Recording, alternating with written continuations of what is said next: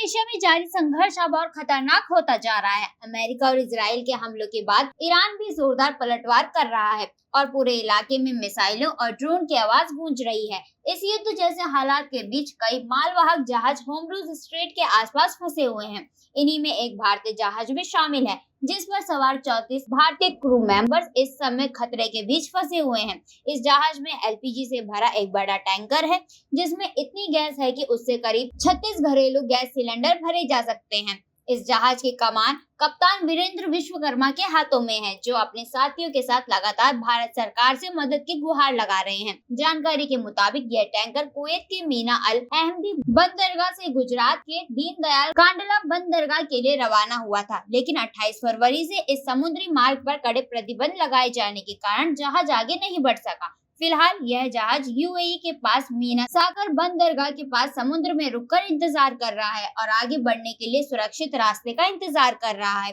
जहाज में भेजे गए एक भावुक संदेश में कप्तान वीरेंद्र विश्वकर्मा ने वहां के हालात का जिक्र करते हुए बताया कि उनके आसपास लगातार मिसाइलें और ड्रोन उड़ रहे हैं, हर तरफ सायरन बज रहे हैं और माहौल बेहद तनावपूर्ण है। उन्होंने कहा कि हर पल ऐसा लगता है जैसे कुछ भी हो सकता है। ऐसे में उन्हें भारतीय नौसेना के सुरक्षा दलों का इंतजार है, ताकि वे सभी सुरक्षित भारत लौट सकें। उधर मुंबई के दहिसर में मौजूद कप्तान का परिवार भी गहरी चिंता में है। उनकी पत्नी नीलपा विश्वकर्मा ने बताया कि पिछले कई दिनों से उन्हें ठीक से नींद नहीं आ रही। उनके 10 साल के बेटे वेदांश और 12 साल की बेटी निर्वी अपने पिता की सुरक्षित वापसी का इंतजार कर रही है।